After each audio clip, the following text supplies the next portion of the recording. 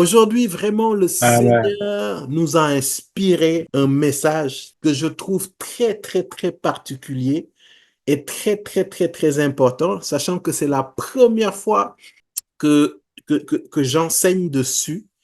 Et moi, comment je perçois, comment je comprends en fait cet enseignement que l'Esprit m'a inspiré pour que je puisse donner ça aujourd'hui, c'est que il veut clairement qu'on aille à une autre dimension. Il veut clairement qu'on aille de l'autre bord. Et c'est pour cela, je te supplie, par les compassions de Christ, non seulement prends de quoi noter, mais ne m'écoute pas avec ton intellect. Quand je enseigner, demande au Saint-Esprit vraiment de t'aider à comprendre ce que je vais dire. Et je vais essayer de parler le plus simplement possible, le plus basiquement possible aujourd'hui. Mais écoute-moi avec vraiment l'esprit, pas ton intellect en fait, pas pour, voilà. En fait, il y a beaucoup de choses que je vais dire. Ça va choquer plusieurs. Ça, je vous préviens déjà. Prends note avant de t'égosiller ou bien de parler. Après, tu vas revenir sur ces versets, sur ces passages, tu vas relire et méditer toi-même, n'est-ce pas? Mais je crois aussi que cet enseignement, en fait, c'est quelque chose de puissant que le Seigneur dispose dans la vie de plusieurs personnes ici. En fait, c'est cette chose qui te manquait, peut-être. C'est cette chose qui te manquait dans ta vie chrétienne, dans ta vie de prière.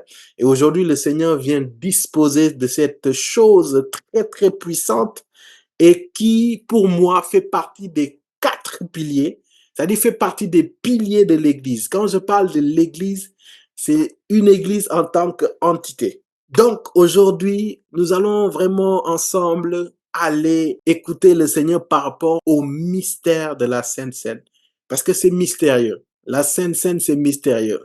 Alors, je commence déjà vite et bien, c'est que techniquement, le mot Sainte Seine n'est pas écrit dans la Bible. Cette notion de Sainte Seine va souvent être décrite dans la Bible comme étant, en fait, le repas, le dernier repas du Seigneur. Mais vous allez voir que dans la Bible, comment ils vont tout le temps le décrire, c'est rompre le pain. On dit jamais ils vont aller prendre la Sainte Seine, on va dire rompre le pain. Il va rompre le pain. Souvent, quand vous allez voir rompre le pain dans le Nouveau Testament, surtout dans Actes, on en parle plusieurs fois. En fait, c'est cette notion de sainte scène. Donc, le mot saine qui veut dire repas, c'est sainte parce que c'est saint. Le Seigneur a fait que c'est saint. C'est pour cela qu'on parle de sainte scène. En vrai, c'est un mot qui est dit, on va dire, vulgairement dans l'Église, dans sa globalité. Mais au fond, bibliquement parlant, c'est pas le nom même en question. Donc, si tu prends des recherches, tu vas chercher dans ta Bible, tu vas pas le trouver. Déjà. Amen. Amen. Donc, Amen. on pose cette base d'abord, après Amen. là, on peut évoluer. Donc, pourquoi le mystère de la Sainte Seine? Pourquoi c'est important? Et on va aller lire ensemble Acte 2, du verset 41 à 42. Si quelqu'un peut lire pour moi. Ceux qui acceptèrent sa parole furent Mhm, donc baptisés. mhm, Et ce jour-là, le nombre mhm, des disciples augmenta d'environ 3000 personnes. mhm. Ils persévéraient dans l'enseignement des apôtres, dans la communion fraternelle, dans la fraction du pain et dans les prières. En fait, pour donner un peu le contexte, rapidement, on est dans Acte. Et qui dit Acte dit l'église primitive. Quand on parle de l'église primitive, c'est la première église qui a été établie après la mort de Christ.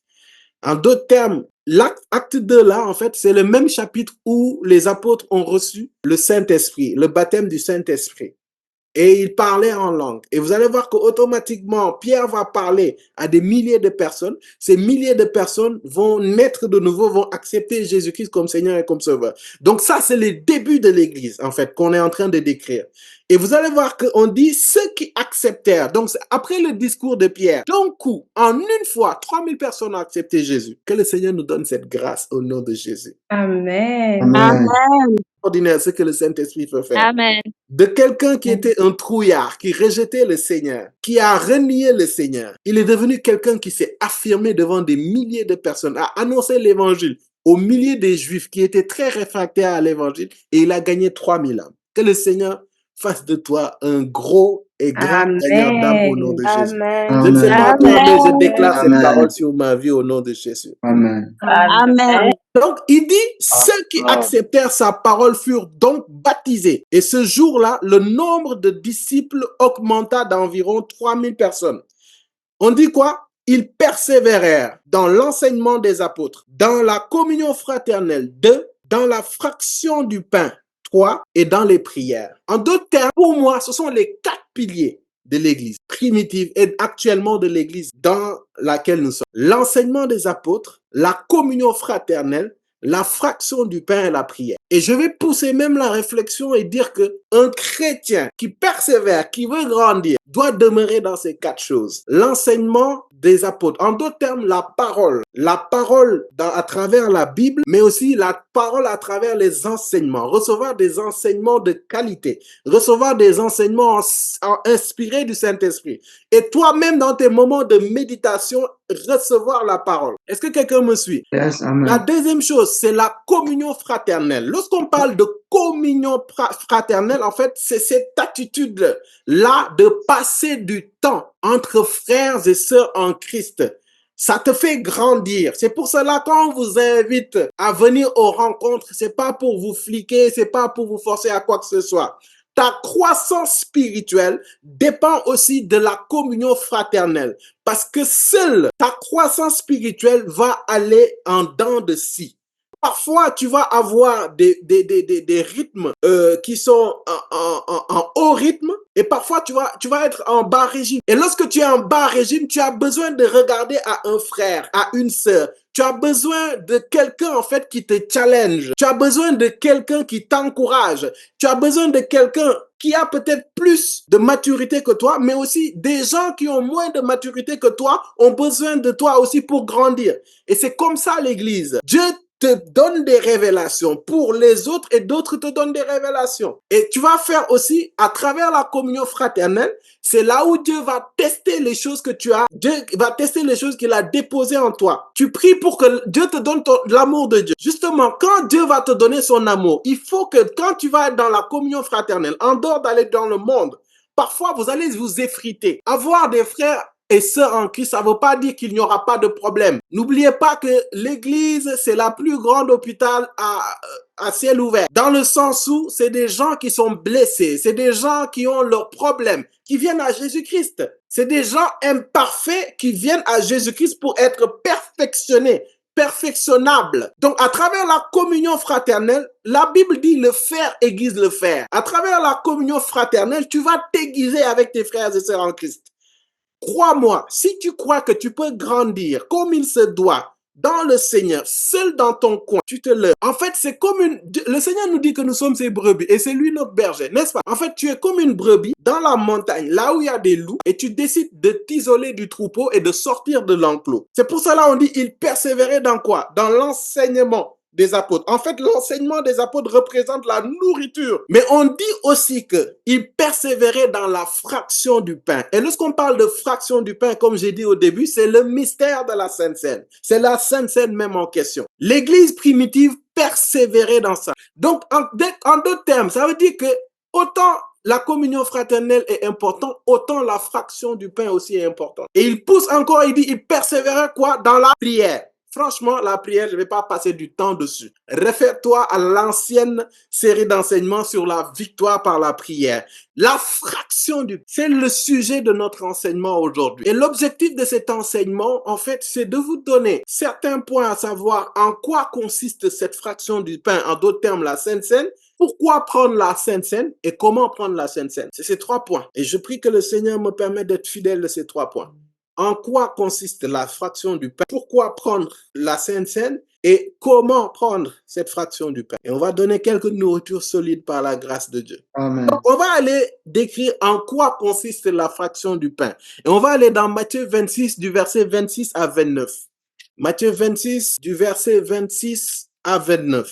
Pendant qu'il mangeait, Jésus prit du pain Mhm, et prononça la prière de bénédiction. mhm. Puis il le rompit et le donna aux disciples en disant, Mhm. Prenez, mangez, ceci est mon corps. Il prit ensuite une coupe et remercia Dieu, Puis il la leur donna en disant, buvez-en tous, car ceci est mon sang, le sang de la nouvelle alliance, qui est versé pour beaucoup pour le pardon des péchés. Je vous le dis, je ne boirai plus désormais de ce fruit de la vigne jusqu'au jour où je le boirai nouveau avec vous dans le royaume de mon Père. Donc, en quoi consiste la fraction du pain? Là, le contexte, c'est le jour même où le Seigneur Jésus allait être livré, n'est-ce pas, aux soldats. Et vous allez voir que c'était son dernier repas avec les apôtres. Et j'ai tendance souvent à dire que si une personne est sur son lit de mort, toutes ces paroles sont importantes. En tout cas, s'il est conscient de ce qu'il dit. Parce que tu vas prendre ça vraiment à cœur, parce que tu sais que ce sont ses derniers moments. Et vous allez voir que là, en quoi consiste la Sainte Seine? C'est lorsque le Seigneur Jésus prit le pain, il rendit grâce, rompit ce pain et il dit, ceci est son corps. Il prit le vin aussi, il rendit grâce. Et il dit, c'est son sang. Est-ce qu'on est d'accord? Yes. C'est ça la Sainte Seine. En quoi consiste ça? Manger le pain qui représente le corps du Christ et boire le vin qui représente le sang du Christ. On va aller dans un autre passage aussi. Luc 22, verset 19 à 20. C'est dans les mêmes contextes, mais c'est juste apporté dans une autre perspective. Luc 22, 19 à 20. Prenez le temps de noter les versets quand même. Ensuite, il prit du pain et après avoir remercié Dieu, il le rompit et le leur donna en disant, ceci est mon corps qui est donné pour vous. Faites ceci en souvenir de moi. Il dit quoi ici? Là, il rajoute quelque chose. Il dit quoi? Faites ceci en souvenir de moi. Donc, en prenant ce repas, en quoi consiste prendre la Sainte Seine? Certes, c'est manger le corps du Christ et boire le sang du Christ, mais il dit de faire ceci en mémoire de lui. En d'autres termes, lorsque tu manges le corps du Christ et que tu bois son sang, tu le fais en sa mémoire. C'est-à-dire que lorsque tu prends ce repas, automatiquement, ça te fait repenser au sacrifice et à la résurrection de Christ et au fait que tu sois sauvé par l'œuvre de la croix. C'est lui qui l'a dit. Faites ceci en souvenir de moi ou en mémoire de moi, n'est-ce pas? Donc, il y a cette notion de se rappeler de ce que le Seigneur Jésus-Christ a dit. Faire simple, c'est ça. Maintenant, moi, la question que je me pose, pourquoi, pour se souvenir de Jésus-Christ, on a besoin de manger et de boire? La Bible est là, n'est-ce pas? On peut lire la Bible et puis dire, non, on lit Luc, la fin on pleure, on dit, oh, Jésus est mort sur la croix. Mais il dit, non, non, non, les gars, si vous voulez aussi vous souvenir de moi, m'avoir en mémoire, il faut que vous puissiez manger mon corps et boire mon sang. Où est le rapport entre un repas et la mort et la résurrection de Christ et le fait que notre salut? Là, je vais vous pousser à vous poser des questions, quoi. Et en quoi du pain peut être le corps du Christ et du vin peut être le sang du Christ? La preuve même, lui-même, il dit, il bénit le pain. Et puis il dit, le pain là, c'est son corps. Où est le rapport entre pain et corps? Je vais vous pousser à vous poser des questions. Où est le rapport entre vin que les gens peuvent boire là et être ivres. Hein? Vin que les gens peuvent puis il dit c'est son sang. Et regardez, il y a de la puissance dans le sang de Jésus, n'est-ce pas? Quelque chose de si précieux, on prend du vin. Pourquoi Jésus nous fait ça? Pourquoi il nous fait ça? Pose-toi les questions. Souvent, on prend les choses de manière religieusement parlant. On va pas plus loin. On se pose pas les bonnes questions. C'est un simple repas. Les gars, c'est ce que me dira quelqu'un de charnel. Mais Paul dit dans 1 Corinthiens 12, bien-aimés, je ne veux pas que vous soyez ignorants des choses spirituelles. Ce repas qui paraît banal est un repas hautement spirituel, hautement mystérieux et hautement mystique. Je dis le mot. Et je vais vous le prouver par A plus B égale C. C'est mystique, c'est spirituel, c'est puissant. Et j'ai même des témoignages à l'appui. Très mystique. Et c'est là où on va aller au deuxième point. C'est pourquoi prendre la Sainte Seine. Et on va aller petit à petit. Et on va poser petit à petit. Et tu vas voir quand tu vas sortir de ce temps-là, comment tu vois la Sainte Seine là. Ce ne sera plus jamais de la même manière. Amen. On va lire quelque chose de très bizarre que Paul dit. Quelque chose de très bizarre. Bien aimé, avant qu'on ne continue, il faut que vous compreniez quelque chose. Ce que vous voyez chez les occultistes, chez les mystiques, vous allez voir que c'est des choses qu'ils ont copiées de ce qu'ils ont vu au trône, de ce qu'ils ont vu au ciel et qu'ils ont perverti sur la terre. Avance. N'oubliez pas que Satan, on l'appelait l'ange de lumière, Lucifer. C'était quelqu'un qui était continuellement devant la face de Dieu. C'est-à-dire que le gars était habitué à la gloire de Dieu. La gloire de Dieu émanait d'abord de lui, avant de toucher les autres anges. Le gars connaît comment fonctionne le monde spirituel. Le gars connaît comment fonctionnent les principes divins. Il sait et il sait. C'est à cause de ça, dès qu'il a chuté, il a dit, si dans le ciel, on fait ces choses et il y a une puissance qui se manifeste, je vais recopier les mêmes choses, mais je vais les pervertir. C'est son modus operandi. C'est ça. Et là, Paul va parler aux Corinthiens et il va parler de choses très étranges. Et on va aller lire 1 Corinthiens 10 du verset 14 à 22 d'abord. C'est pourquoi, mes bien-aimés, fuyez l'idolâtrie. Je vous parle comme à des personnes intelligentes. Jugez vous-même de ce que je dis. La coupe de bénédiction que nous bénissons n'est-elle pas la communion au sang de Christ? Donc, attendez. Quand on prend la coupe de bénédiction, en d'autres termes, c'est le sang de Jésus-Christ. Quand on dit, on rend grâce, on dit ceci est le sang de Jésus-Christ. En d'autres termes, il est en train de dire qu'on prend, on prend communion. On est d'accord? Communion au sang de Jésus-Christ. C'est quoi communion au sang de Jésus-Christ? Ça veut dire que lorsque tu dis, Seigneur, ceci n'est plus un vin ordinaire, c'est ton sang. En fait, à ce moment-là, tu prends communion, c'est-à-dire que tu communiques koinonia. En fait, ça veut dire intimité. En fait, c'est le même principe que un homme et une femme qui ont des relations intimes, en fait. Ils ne font que un. En d'autres termes, lorsque tu fais cela, en fait, il dit que tu es en communion au sang de Jésus-Christ. On y va doucement. On y va. Vous avez dit petit à petit. On y va petit à petit. Continuons. Le pain que nous rompons n'est-il pas la communion au corps de Christ? Donc, en d'autres termes, ce que tu bois et ce que tu manges, lorsque tu prends la Sainte Seine, c'est une communion que tu as à faire. C'est pour cela aussi, vulgairement, on dit, tu prends la communion. En fait, tu ne prends pas la communion, tu communies. Tu communies au corps et tu communies au sang. Amen. Amen. Puisqu'il y a un seul pain, nous qui sommes nombreux, nous formons un seul corps. Donc, il y a aussi le fait que tout le monde participe au même corps. On continue? Car nous participons tous à un même pain. Mhm. Voyez les Israélites, ceux qui mangent les animaux offerts en sacrifice. Ne Mhm. sont-ils pas en communion avec l'autel? Les sangs de l'été. Donc, il est en train de dire que le peuple d'Israël, les Juifs, lorsque Dieu leur demandait de faire des sacrifices, dans la loi de Moïse, vous allez voir que pour te purifier, il fallait faire un sacrifice pour purifier le peuple et que le souverain sacrificateur devait faire un sacrifice pour tout le peuple. Il prenait un bouc et c'est ce bouc avec lequel il allait dans le Saint des Saints. Il faisait un sacrifice pour couvrir le péché de tout le peuple. Et vous allez voir que même quand le souverain sacrificateur n'était pas pur, en fait, il mourait là-bas. C'est à cause de ça, quand le souverain faisait ce seul sacrifice durant l'année, en fait, on attachait une corde à ses pieds et il va.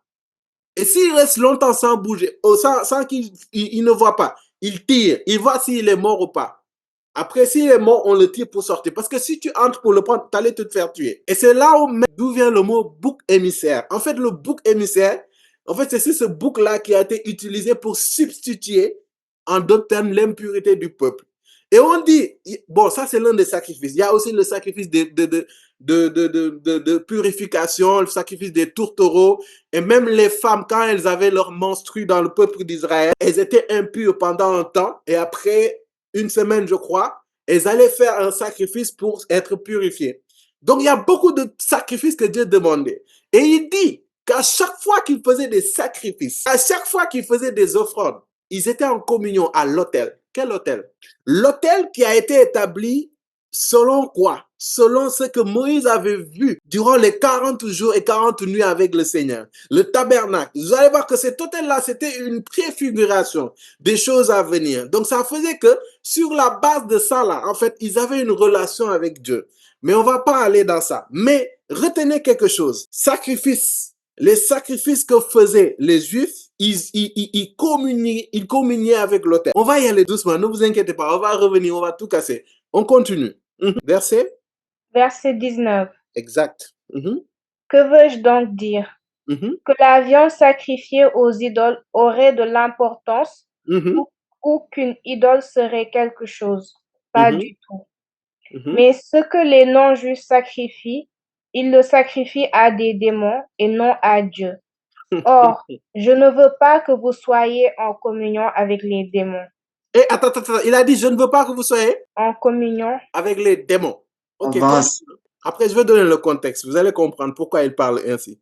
Vous ne pouvez pas boire à la coupe du Seigneur et à la coupe des démons. Mhm, Vous ne pouvez pas participer à la table du Seigneur et à la table des démons. mhm. Ou bien, voulons-nous provoquer la jalousie du Seigneur? Sommes-nous plus forts que lui? Bon, le contexte, c'est que les Corinthiens, l'église de Corinthe, en fait, c'était grec, si je ne me trompe pas. Et ils avaient une manie, on le verra plus tard, c'est que c'était un peuple qui ne respectait pas réellement la Sainte Seine, le repas du Seigneur. Le problème, c'est que autant ils prenaient le corps et le sang de Christ à travers le repas du Seigneur, autant aussi quand il y avait des viandes sacrifiées aux idoles, ils mangeaient ça aussi. C'est pour cela il leur dit, vous pouvez pas boire à la coupe du Seigneur et à la coupe des démons. Maintenant, c'est quoi les viandes sacrifiées aux idoles? En fait, autant nous, notre viande sacrifiée à notre Dieu, c'est Jésus-Christ, à travers sa chair, à travers son sang. Autant aussi, les autres divinités, quand on faisait des sacrifices, ils tuaient soit des animaux, soit aussi des hommes ou des femmes ou des enfants pour ces divinités. Et c'est ça qu'on appelle les viandes sacrifiées aux idoles. Quand on parle d'idole, c'est un dieu hors Dieu. Un dieu hors Dieu. Donc avant, vous pouvez deviner quand même, avec la mythologie grecque, ils avaient plusieurs dieux. Et chaque dieu avait ses pratiques. Par exemple, la divinité Moloch. Moloch, c'est une divinité en fait qui demandait en fait qu'on tue les enfants en sacrifice pour lui. C'était les enfants qu'on tuait. Ça, c'est un exemple. Le Baal que vous voyez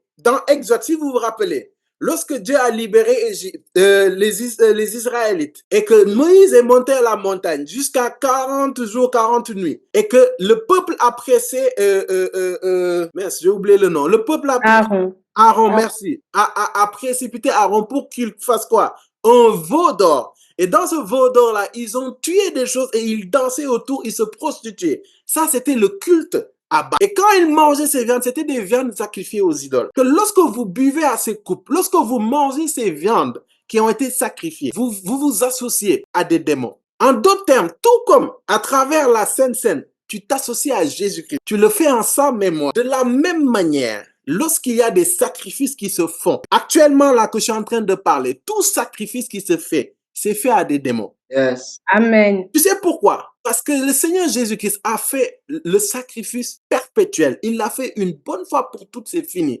En fait, tu n'as plus le droit de verser du sang pour une quelconque raison. En tout cas, pas pour te purifier. Si tu tues un poulet, c'est pour le manger. Mais si tu tues un poulet pour les esprits, pour les ancêtres, tu es en train de produire des viandes sacrifiées aux idoles.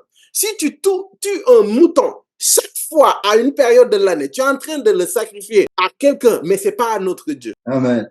Et tu vas voir que Paul dit aux Corinthiens que lorsque vous buvez et lorsque vous mangez cela, en fait, vous êtes en train de vous communier aux démons. Maintenant, attention, dans le sens où Paul va dire quelque chose. Tout m'est permis, mais tout ne m'est pas utile. Parce qu'il dit après dans le verset 23, je vais paraphraser pour gagner du temps, mais note du verset 23 à 30. Il va expliquer quelque chose. Il leur dit quoi? Il leur dit en fait, mes amis, c'est pas que les viandes sacrifiées aux idoles sont importantes. Dans le sens où, si vous les mangez, techniquement, il n'y a rien. Mais il dit tout m'est permis, mais tout ne m'est pas utile. Pourquoi? Parce que lorsque toi, qui es chrétien, tu vas et tu manges ces viandes sacrifiées aux idoles, en d'autres termes, tu es en train d'encourager les autres à continuer leur sacrifice. Et c'est pour cela il dit, verset 23, tout m'est permis, mais tout ne m'est pas utile. Tout m'est permis, mais tout n'édifie pas.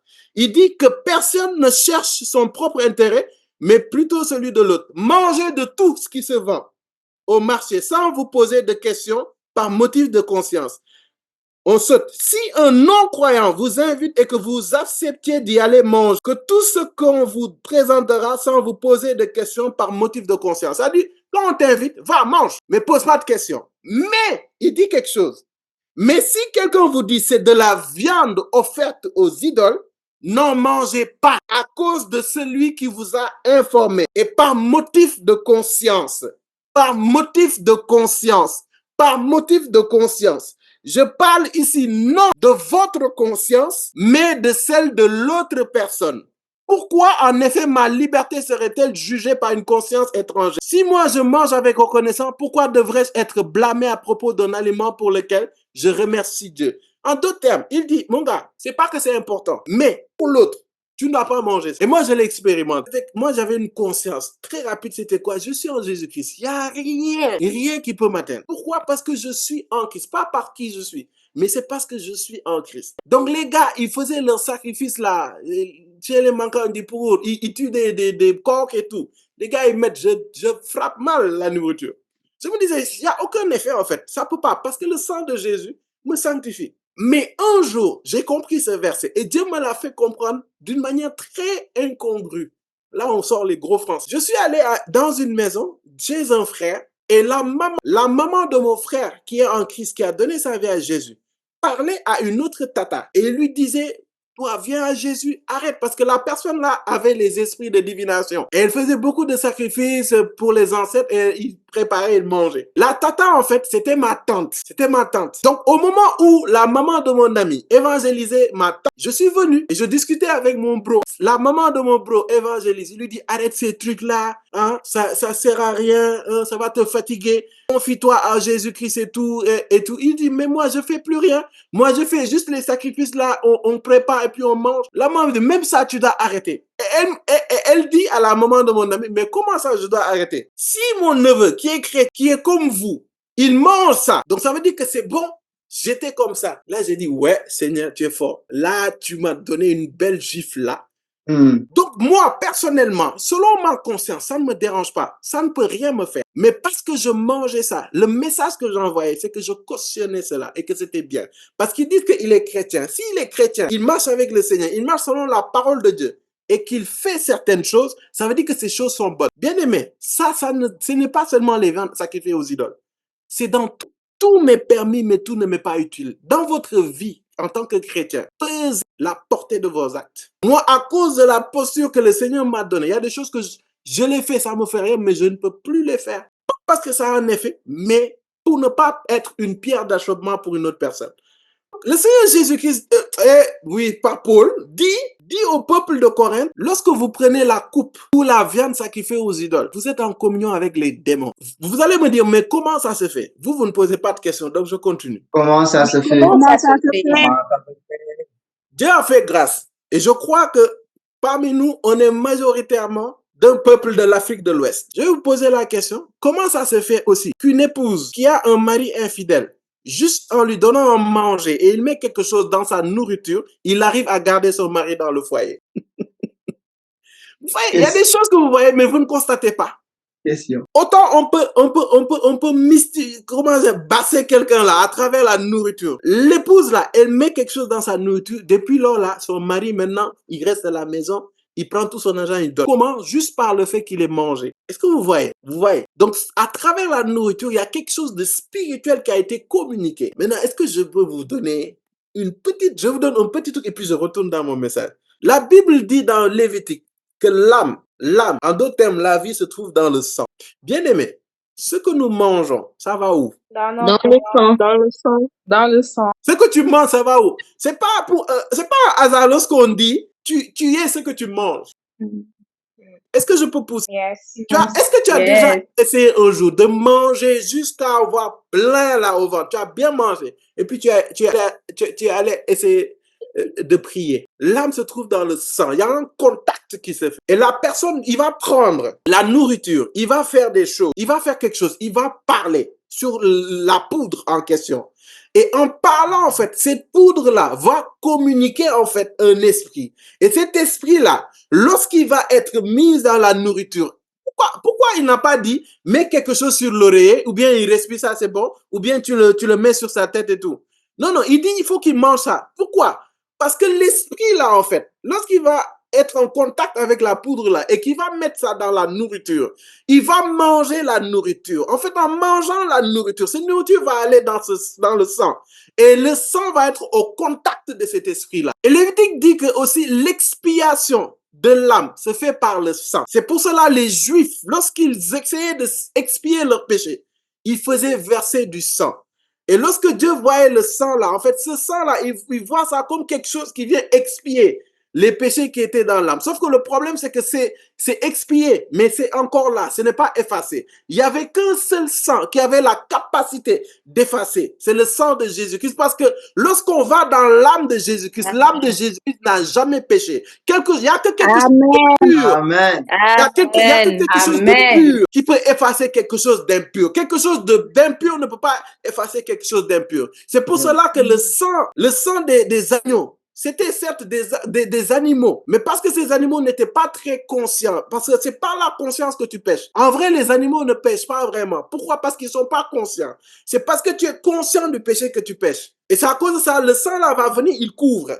Mais ces sangs-là n'effaçaient pas les péchés. Il n'y avait qu'un seul être, 100% homme, 100% Dieu, qui est venu. Son âme était consciente de la nature pécheresse. Son âme était consciente que Dieu a dit, tu ne tueras point. Dieu a dit, tu ne mentiras point. La conscience, c'est ce qui te condamne. Et c'est la raison pour laquelle, dès que tu nais, dès que la conscience est éveillée, il y a des choses que tu fais. Tu sais que c'est pas bon, tu sais que c'est bon. Qui t'a appris ça? Personne. Pourquoi? Parce que Dieu, lorsqu'il t'a créé, il a formé la terre, il a soufflé. Son esprit était en contact avec ton corps et ça a donné une âme vivante. Et c'est cette âme vivante, en fait, qui te donne la conscience. C'est lorsque l'esprit de Dieu et le corps de l'homme ont été en contact que l'homme est devenu un être vivant. Yes. Ce qui fait Amen. ton être, c'est ton âme, en fait. Amen. Amen. Et lorsque ton âme vient et que tu es conscient, c'est là où tu peux pécher. Et c'est la raison pour laquelle tu vas voir que le sang que tu fais couler là, c'est pour l'expiation. Est-ce que quelqu'un m'écoute? Avance. Yes. Amen. Donc, quand tu verses le sang, le problème c'est que ce sang-là, avant, c'était pour l'expiation avant que le Seigneur Jésus-Christ ne soit mort et ressuscité et qu'il verse son sang. C'est pour cela le Seigneur Jésus-Christ, on l'appelle le souverain sacrificateur selon l'ordre de Melchizedek. Pourquoi? Parce que Melchizedek n'avait ni de commencement ni de fin. Mais tu vas voir que le sacerdoce selon l'ordre de Moïse, vous allez voir que c'est là où Dieu va instaurer. Parce qu'il a vu que l'homme avait un cœur mauvais. Et s'il ne mettait pas en place les lois, tous les hommes allaient périr. Donc il a essayé de trouver un échappatoire pour l'homme. C'est pour cela qu'il leur disait, vous pouvez tuer ceci, tuer cela, pour leur donner l'échappatoire. Et c'est à cause de ça, tous les hommes, avant la mort du Seigneur Jésus-Christ, même s'ils étaient justes, sachant qu'on est justifié par la foi, ils mouraient, mais ils ne pouvaient pas aller au paradis. Ils allaient dans le séjour des morts. Et dans le séjour des morts, il y avait le sang d'Abraham. Abraham, en fait, c'est le seul qui n'a pas vraiment été dans la loi. Donc, on ne pouvait pas le condamner selon la loi de Moïse. Et ça, parce qu'il était juste, et Dieu avait fait des promesses, que sa descendance, en fait, il sera aussi nombreux que la descendance dans les cieux et dans la terre. N'est-ce pas? Comme aussi nombreux que les étoiles du ciel et les sables de la mer. En fait, les sables de la terre, pardon, c'est la descendance physique, biologique d'Abraham. Mais les étoiles, en fait, c'est la descendance spirituelle d'Abraham. Donc, tous ceux qui ont foi en Jésus-Christ, en d'autres termes, c'est la descendance d'Abraham. Bref, tout ça pour dire que avant que le Seigneur Jésus-Christ ne se sacrifie, ils étaient tous, en fait, dans le sein d'Abraham et ils attendaient. Ils étaient dans le sein d'Abraham. C'était comme une entité qui a été créée dans le séjour des morts. C'est comme une entité, immeuble à R+100, qui était dans le séjour des morts. Et parce qu'il était juste, parce qu'il avait foi, vous allez lire Hébreu, vous allez voir. Donc, ils étaient certes condamnables parce qu'ils ont péché. Parce que le salaire du péché, c'est la mort. Donc, il devait mourir. Mais vous allez voir que dès que le Seigneur Jésus-Christ, on a dit il est mort, on a dit il est allé dans le séjour des morts. On a dit quoi? Il a libéré les captifs. Qui étaient ces captifs? Bref, on ferme la parenthèse. On passe. Et tu vas voir que les captifs là, ils vont être libérés. Mais tu vas voir que dans la loi de Moïse, en fait, Dieu, pour leur donner des échappatoires, il leur faisait faire des sacrifices. Ça, c'était encore valable. Mais le problème, c'est que lorsque le Seigneur Jésus-Christ est venu, il a fait le sacrifice. Les autres, là, c'était des sacrifices. Mais Jésus-Christ, lorsqu'il s'est donné lui-même, il a fait le sacrifice of the sacrifice. C'était l'unique. Et ça fait qu'à partir de Jésus-Christ, tout sang que tu verses en rapport avec le monde spirituel, c'est dédié aux démons. Parle-moi de tradition, Amen. parle-moi de religion, parle-moi de ce que tu veux. Il y a un seul sang qui a été versé une bonne fois pour toutes. afin que tous soient sauvés et parviennent à la connaissance de Jésus-Christ. Amen. Et c'est le sang de Amen. Jésus-Christ. Amen. Et pour cela, ça a été le sacrifice Amen. ultime. C'est-à-dire qu'après ce sacrifice, Dieu a dit c'est bon. Maintenant, tout homme qui vient se cacher derrière la croix, derrière le sacrifice qui a été fait à la croix, c'est bon. Ses péchés sont pardonnés. Et c'est à cause de ça, il dit au peuple de Corinthe de ne pas prendre part aux viandes sacrifiées aux idoles. Parce que c'était des démons. Donc c'est pour te dire qu'à travers un repas, tu peux communier, tu peux te connecter à des démons. Est-ce qu'on est bon? Amen. Yes, amen. Amen. Amen. Maintenant, ça, je voulais vraiment insister, j'avais à cœur, parce qu'il y a des gens, ils sont toujours dans ces pratiques-là et vous croyez que c'est rien du tout. Les gars, vous vous mettez en danger. Et vous allez croire que c'est les démons qui vous jugent, c'est Dieu qui vous juge. Avance. Il y a des personnes, les démons, ils n'ont même pas à travailler. Ils te font manger ça, ou bien ils te font participer, ou bien ils te font tuer ces choses-là, ils te font verser du sang. Ils disent, ah là, c'est bon, on a fait notre travail. Pourquoi je dis ça? Lis 1 Corinthiens 10, 22. Il dit quoi? Il dit, ou bien voulons-nous provoquer la jalousie du Seigneur? Sommes-nous plus forts que lui? Il Vrai. dit, vous ne pouvez pas Vérité. boire à la coupe du Seigneur et à la coupe des démons. Vous ne pouvez pas participer à la table du Seigneur et à la table des démons. Ou bien voulez-vous provoquer la jalousie du Seigneur?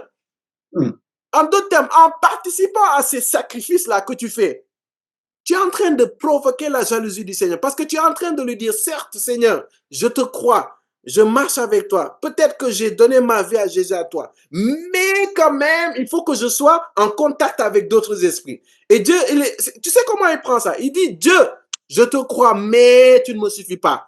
Je vais quand même prendre de l'aide dans d'autres esprits. L'esprit de mes ancêtres, l'esprit de mon défunt père, l'esprit de ma défunte mère, l'esprit de ma défunte tante, l'esprit de mon... Qu'est-ce que tu as à faire avec des esprits morts? Qu'est-ce que tu as à faire avec les esprits morts? Prêche, prêche, prêche. Non, je veux la protection. Les gens, ils font des choses mystiques. Donc toi, le Dieu qui a créé les cieux et la terre, qui a créé les anges, et jusqu'à 1/3 des anges ont été précipités. Et c'est eux qui sont devenus les démons. Donc en d'autres termes, même Dieu les a créés là. Donc toi, tu es en train de dire que le créateur de toutes choses, il ne peut pas te protéger. S'il ne peut pas te protéger, qui peut te protéger? Qui? S'il ne peut pas te rendre prospère, qui peut te rendre prospère? Qui? Amen. Qui? Et en fait, le message que tu es en train d'envoyer, c'est que Dieu, je ne peux pas, je ne suis pas très rassuré. Gars, ici, c'est les mystiques. Les gars, ils sont mystiques. Ils sont mystiques, il faut se protéger. Tu dis, ok, d'accord, il faut te protéger. Et tu vas faire des sacrifices. Le message que tu donnes à Dieu, c'est Dieu, je ne te fais pas confiance. Tu ne peux pas entièrement me protéger. Et vu que Dieu, c'est un gentleman, il va dire, tu ne peux pas me protéger. Il va dire, d'accord, je me retire. Est-ce que tu sais que les démons là, de famille, certes, ils vont te protéger, mais ils vont te protéger à quel coût? Parce qu'à ce que je sache, dans le monde spirituel, rien n'est gratuit. Même ton salut là n'est pas gratuit. Ton salut que tu as eu, c'était au prix du sang de Jésus-Christ. Amen. Donc tu crois que tout service que tu vas avoir dans le spirituel, ça va se faire gratuitement. C'est la raison pour laquelle, dans les familles là, tu vas toujours voir, les gens vont mourir de la même manière, les gens vont avoir les mêmes problèmes, les parents vont avoir les mêmes blocages. Donc en gros, c'est comme si, je prie que ça n'arrive pas, le Sénégal et le Mali sont en guerre. Toi, tu es sénégalais. Vu que tu ne sens pas que l'armée sénégalaise est assez forte, donc toi qui es sénégalais, en d'autres termes, les Maliens cherchent les Sénégalais pour les tuer et vice-versa. Toi, tu es allé en train, vu que tu ne sens pas, tu as l'impression que l'armée malienne a plus de force, tu vas demander à un soldat malien de venir te protéger de l'armée malienne. Tu te trouves intelligent. C'est comme ça que tu agis. Hein? Les gars, ils sont dans le même camp. Soit un esprit est pur, soit un esprit est impur. Les esprits purs, c'est quoi? Ce sont les anges. Les 24 veillards, tout ça là. Ce sont des esprits purs. Tout ce qui n'est pas pur est impur. Même l'esprit de ton défunt père, et c'est même pas l'esprit de ton défunt père. Parce que lorsque ton père meurt ou ta mère meurt, soit il est au ciel, soit il est ailleurs. Avance. Je te parle très clairement. Avance. Donc, quand tu vas croire que tu fais des sacrifices pour ton père, oui, tu parles à ton père. Joe, le jour où tu rêves de ton père, il te parle, fais ceci, fais cela. Chasse-moi ces démons. C'est un esprit de mort qui rôde sur ta vie. Le Seigneur Jésus a dit quelque chose. Il a dit, laissez les morts enterrer les morts. Joe, Après la mort, là, c'est fini. De ton vivant, c'est le temps que Dieu t'a donné pour préparer ton éternité. Si tu ne fais rien de ton vivant, c'est pas de ta mort que tu vas le faire. I'm sorry. Levo Shandala Pateke Shotolokosa. T'ai dit que je vais te choquer. Landelekosa. Là, Choc, tu choc, portes choc, pas de choc. gants. Choc, choc, choc. Maintenant, on va aller quelque part. De là où c'est très intéressant. On va aller dans Matthieu 16. Déjà. On est d'accord que lorsque tu manges le corps, tu es en communion avec le corps. Lorsque tu bois le sang, tu es en communion avec le sang. Est-ce qu'on est d'accord avec ça? Amen. Yes. Yes. Yes. Amen. Amen. Maintenant, techniquement, là, on va aller dans le techniquement spirituel. En quoi consiste être en communion au corps et entrer en communion au sang? On y va. On va commencer par communion au corps. On va aller dans Matthieu 16, verset 17 à 20. J'aime la parole de Dieu. Je ne sais pas toi, mais moi, j'aime la parole de Dieu. Amen. J'aime naviguer dans la parole de Dieu. Quand l'Esprit Saint, c'est le vent, et puis moi, je suis le bateau avec les voiles, il me fait naviguer. Lava de J'aime la parole de Dieu, inspirée par l'Esprit. Matthieu 16. Et il y a des choses, c'est pas encore terminé, mais il faut que j'aille vite là. Matthieu 16, verset 17 à 20. Jésus reprit la parole et lui dit, Tu es heureux, Simon, fils de Jonas, car ce n'est pas une pensée humaine qui t'a révélé cela, mais c'est mon Père céleste. Et moi, je te dis que tu es Pierre, et que sur ce rocher, je construirai mon église, et les portes du séjour des morts ne l'emporteront pas sur elle. Non, continue. J'avais tellement envie de décortiquer le verset que continue le dernier verset. Je donnerai les clés du royaume des cieux. Ce que tu lieras sur la terre aura été lié au ciel, et ce que tu délieras sur la terre aura été délié au ciel. Aujourd'hui, par la grâce de Dieu, je vais te faire voir le verset là, comme tu ne l'avais jamais vu auparavant.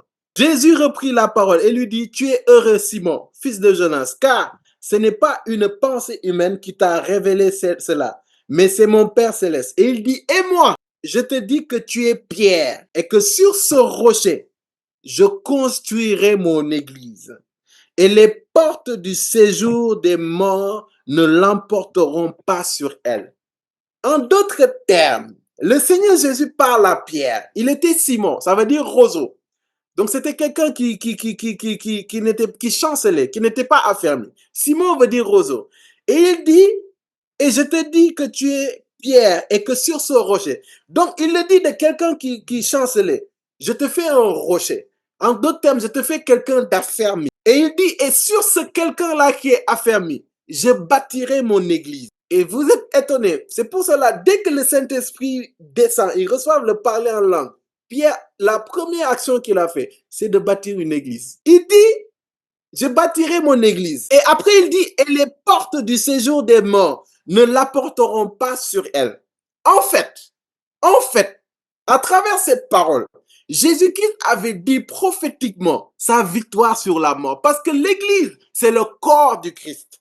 Et il a dit, en fait, non seulement je bâtirai mon église, mais il a dit que le séjour des morts ne prévaudront point sur elle. Et sachant que l'église, c'est le corps du Christ, ce corps-là, lorsqu'il fut sacrifié sur la croix, ce corps-là est allé dans le séjour des morts. On dit dans la parole que la mort n'a pas pu le retenir. Donc ça veut dire que le séjour des morts n'a pas pu prévoir sur l'église, prévoir sur son corps en fait. Et ça fait qu'à travers justement le fait que la mort n'a pas pu retenir Christ et que Christ fut ressuscité, ça fait que quoi? Ça fait que l'église, à travers Pierre, a reçu les clés du royaume. C'est quoi les clés du royaume? C'est l'accès au royaume de Dieu. Et l'accès au royaume de Dieu, c'était lui-même. Amen. À travers son sang, il nous a rachetés. Amen. Nos péchés, il a fait que on pouvait accéder. Quelqu'un qui a une clé, c'est quelqu'un qui accède au royaume, il entre, il sort comme il veut. Donc en lui disant cela, c'est pas que Pierre seulement, tu vas bâtir mon église. Non. Il lui a dit, Pierre, écoute-moi, parce que tu sais que je suis le Messie, c'est-à-dire l'envoyé de Dieu, celui que le Seigneur a cherché dans toute l'humanité pour sauver l'humanité, dans tout l'univers même, pour sauver l'univers. C'était moi le Messie. Et toi, tu as eu la révélation parce qu'il leur demandait qui suis-je? Et Pierre a dit, tu es le Messie, n'est-ce pas? Il a dit, parce que tu as eu cette révélation, parmi tous les apôtres, moi, Christ, je bâtirai mon église sur toi. En d'autres termes, je vais m'investir en toi et tu vas commencer l'église. Et en commençant l'église, tu vas permettre en fait que des hommes et des femmes aient les clés du royaume. Et ces clés du royaume-là vont vous permettre d'accéder. Et ces clés-là, en fait, c'est sa mort, sa résurrection. Et ce qui permet à toute l'humanité, quiconque croit en Christ et qui fait partie de l'église, corps du Christ, en d'autres termes, celui qui accepte Jésus-Christ fait un avec lui. Il va pouvoir accéder à cela. Donc, ça veut dire que Pierre, son objectif, c'était pas seulement, être cet homme-là qui tient l'église de Dieu. Mais en fait, Pierre a été justement cet homme que Dieu a utilisé pour faire jouir à l'église. En même temps le corps, en même temps nous qui faisons part, nous qui faisons communion à ce corps-là. C'est pour cela, quand Jésus dit, et moi je te dis que tu es Pierre, et que sur ce Pierre, je construirai mon église, et que les portes du séjour des morts ne l'emporteront pas sur elle, en d'autres termes, il a dit que quiconque, parce que le séjour des morts n'a pas pu me retenir, il ne m'a pas retenu à ma mort, il ne me retiendra plus jamais. Donc, quiconque a ce corps et en communion à ce corps, il a quelque chose, il a les clés du royaume, il a accès au Père, ça c'est un. Mais aussi tout ce qu'il lira sur la terre, voilà, a été lié dans les cieux. Et tout ce qu'il délira sur la terre a été délié dans les cieux. En d'autres termes, quand tu viens en Christ, tu l'acceptes comme Seigneur et comme Sauveur, tu es né de nouveau, tu marches avec Christ, tu fais partie du corps du Christ. Et lorsque tu manges le pain, lorsque tu prends la Sainte Seine, tu es en train de te rappeler que tu fais partie de l'Église grand E. En deux termes, tu fais partie du corps du Christ. Ce corps du Christ-là, sur lequel la mort n'a pas pu le retenir. Donc, en d'autres termes, spirituellement, tu es en train d'annoncer que tu as été libéré de la mort. Ça veut dire que tu as été sauvé, tu as reçu la vie Zoé. Ça veut dire que tout ce qui était mort, dans toutes ses formes, et quand je parle de mort, ça peut être mort physique, mort spirituelle, ça peut être la maladie, ça peut être toute chose. C'est pour cela que la Bible dit c'est par ces meurtrissures que nous sommes guéris. Amen. Amen. Parce que la maladie, c'est une forme de mort. Mm. Donc, en d'autres termes, quand tu fais cela, quand tu manges le corps du Christ, c'est ce que tu déclares. Tu es en communion avec le corps du Christ. Tu es en communion avec ce corps parfait. Certes, qui a été flagellé, mais ce corps-là que la mort n'a pas pu retenir. Je peux te choquer. Les gens, j'aime bien, je ris beaucoup quand je vois les photos de l'ascension où on voit Jésus translucide. Est-ce que tu sais que Jésus est monté au ciel en chair et en os? C'est-à-dire, comme on te touche, il est monté comme ça. La preuve, tu sais pourquoi il est monté? Parce que son corps était incorruptible. Et c'est pour cela qu'on a dit il a été le premier. Et nous, vu qu'on a déjà péché, ce corps-là, faut qu'il soit détruit. Et à l'enlèvement, on va avoir des corps glorieux. Ces corps glorieux, ce c'est un nouveau corps que le Seigneur nous donne et qui devient incorruptible. Amen. Je ferme la Amen. parenthèse. Mais Jésus-Christ, par exemple, tu vas voir que, par exemple, quand il est ressuscité, Thomas, on a dit, s'il ne voit pas, il ne va pas croire. Il a tendu sa main. Thomas a pris son doigt, il l'a mis dans sa main. Sa main, c'était physique. En d'autres termes, tu es en train de proclamer, lorsque tu manges le corps de Christ à travers la scène, que tu es en communion avec ce corps-là sur lequel le séjour des morts n'a pas pu. En d'autres termes, tu es en train de déclarer, de proclamer que tu appartiens à un corps qui a la vie Zoé, la vie de Dieu, et qui n'a aucune trace de mort. Et c'est pour cela, quand tu manges le corps du Christ, à travers ce corps, en fait, par lesquels ces meurtrissures tu es guéri, tu proclames aussi la guérison. Amen. Bon, je m'arrête là, et puis je vais aller au sang, rapidement. 1 Jean 5, du verset 5 à 9. Qui est victorieux du monde? N'est-ce pas celui qui croit que Jésus est le Fils de Dieu? C'est lui, Jésus-Christ, qui est venu à travers l'eau et le sang, non avec l'eau seulement, mais avec l'eau et le sang. Et attends. Non, reprends ce passage. C'est lui, Jésus-Christ, qui est venu à travers l'eau et le sang, L'eau non avec et le l'eau sang. seulement, Non avec l'eau seulement. mais avec l'eau et le sang. Et c'est l'Esprit qui en rend témoignage parce que l'Esprit est la vérité. Ainsi, ils sont trois à rendre témoignage, l'Esprit, l'eau et le sang. Et les trois sont en accord. Il n'y a que trois choses qui rendent témoignage. L'esprit, l'eau et le sang. Ces trois choses, il n'y a que ces trois choses qui rendent témoignage. L'esprit, il rend témoignage. Comment? Dans Jean 16, le Seigneur Jésus dit quoi? Il dit qu'il faut que je m'en aille afin que l'esprit vienne. Il vous conduira dans toute la vérité et vous enseignera tout ce qu'il aura entendu. Donc en fait, c'est l'esprit de Dieu qui va te rendre témoignage que non seulement tu es enfant de Dieu, c'est pour ça là, lorsque tu nais de nouveau, tu as un nouvel esprit et l'esprit de Dieu vient comme tampon. Et ça fait que ça prouve, ça témoigne en fait. La présence de l'Esprit de Dieu témoigne que tu es enfant de Dieu. C'est pour cela, lorsque tu nais de nouveau, tu as l'Esprit Saint. Tu reçois le Saint-Esprit. Donc, il rend témoignage en fait que tu es enfant de Dieu. L'eau, quand tu te baptises d'eau par immersion, tu témoignes que tu appartiens à Christ devant tout le monde. Je pousse.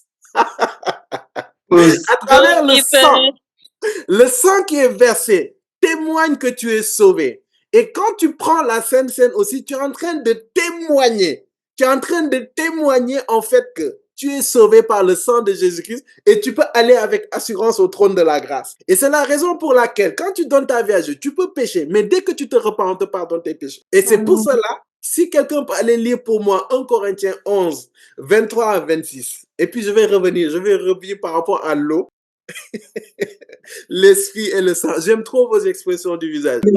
En effet, j'ai En effet. reçu du Seigneur ce que je vous ai transmis. Uh-huh, Le Seigneur Jésus, la nuit où il a été arrêté, a uh-huh, pris du pain. uh-huh, Après avoir remercié Dieu, il uh-huh, l'a rompu, uh-huh, et a dit, uh-huh, prenez, mangez. uh-huh, Ceci est mon corps qui est rompu pour vous. uh-huh, Faites ceci en souvenir de moi. uh-huh. De même, après le repas, il a pris la coupe et a dit, cette coupe est la nouvelle alliance en mon sang. Mhm, Faites ceci en souvenir de moi, mhm, toutes les fois où vous en boirez. mhm. En effet, toutes les fois que vous mangez ce pain et que vous buvez cette coupe, vous annoncez la mort du Seigneur jusqu'à ce qu'il vienne. Quand la Sainte Seine consiste à annoncer la mort et la résurrection du Christ, tu annonces cela. C'est pour cela, à travers le sang témoigne que tu es sauvé, que tu as été racheté, ta vie a été rachetée. 1 Corinthiens 11, 23 à 26. Donc, à travers le sang vient en fait et témoigne que tu es sauvé et que tu es pur devant Dieu. C'est la raison pour laquelle tu vas voir que lorsque tu vas aller, tu pries et tu vas devant le trône de Dieu, malgré que tu aies péché et que tu aies demandé pardon, le diable va t'accuser. Mais dès que le sang de Jésus vient, il n'a plus rien à te dire parce que ce sang a lavé tes péchés. C'est pour cela qu'il est important de plaider le sang de Jésus-Christ. Amen. Donc Amen. ce sang-là témoigne que tu es sauvé. Yes. L'eau, à travers le baptême par immersion, témoigne que tu appartiens à Christ et l'esprit témoigne que tu es enfant de Dieu, tu es fils de Dieu ou voilà, whatever you want. Et il va te témoigner en parlant à ton âme, à te conduisant, à changeant ta mentalité. Il va te faire comprendre que en fait, mon gars, tu n'es plus enfant des ténèbres, tu es enfant de Dieu. Et il dit, trois choses rendent témoignage, l'esprit, l'eau et le sang. Et Jésus, il est venu par ces trois choses. Et vous allez voir qu'à chaque fois que Jésus est passé par ces trois choses, il y a quelque chose qui s'est passé. Vous allez voir que quand Jésus est venu et il s'est fait baptiser, il est remonté, vous allez voir qu'il y a deux choses qui se sont passées. L'esprit est descendu sur lui comme une colombe. Et la voix de Dieu a parlé dans le ciel, il a dit, celui-ci est mon fils bien-aimé, en qui j'ai mis toute mon approbation. La dimension de l'eau et la dimension de l'esprit. Mais tu vas voir que lorsqu'il s'est sacrifié à la croix et que son sang a été versé, en fait, ça fait que son sang qui a été versé, dans son sang, il y avait son âme. Et son âme n'avait jamais péché. Et c'est son sang qui est allé dans le séjour des morts, qui a plaidé, qui a dit, celui-là, il n'a jamais péché. Vous ne pouvez pas le retenir. Donc, le passage qui dit que le salaire du péché, c'est la mort, ne peut pas se faire sur lui. Et c'est à cause de ça, le troisième jour, il est parti. En vrai, Jésus-Christ, depuis le premier jour, il devait partir, hein? Mais il fallait qu'il fasse 3 jours pour libérer les captifs. Parce qu'il était sûrement en train de faire la liste. Abraham, sors.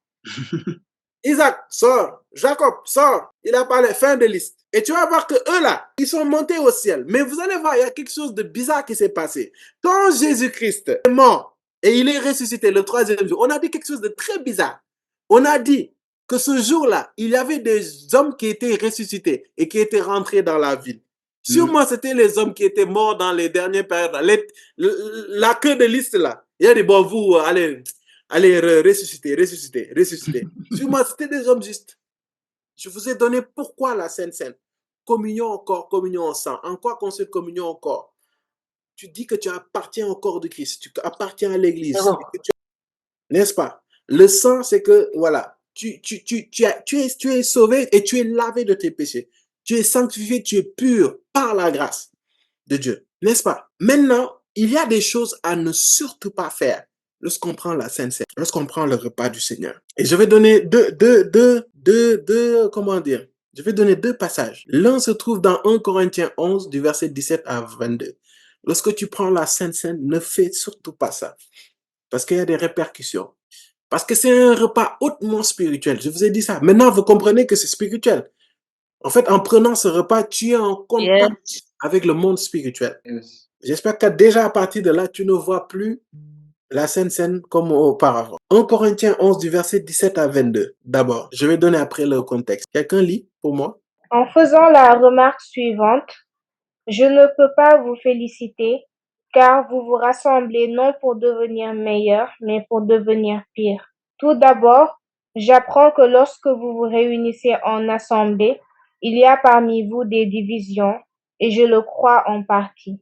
Il faut bien en effet qu'il y ait aussi des divisions parmi vous, afin que l'on puisse reconnaître ceux qui sont approuvés de Dieu au milieu de vous. Paul aussi. Il faut que vous soyez rassurés. Dans des assemblées de Dieu, parfois il faut qu'il y ait des divisions. Quand les divisions vont avoir, souvent Dieu va exposer le blé des livrets. Ça, c'est une petite parenthèse. Ainsi donc, lorsque vous vous réunissez, ce n'est pas pour prendre part au repas du Seigneur. Car dès que vous vous mettez à table, chacun s'empresse de prendre son propre repas, de sorte que l'un a faim, tandis que l'autre est ivre. N'avez-vous pas des maisons pour manger et boire, ou bien méprisez-vous l'Église de Dieu, et voulez-vous faire honte à ceux qui n'ont rien? Que vous dire? Faut-il vous féliciter? Sur ce point, je ne vous félicite pas.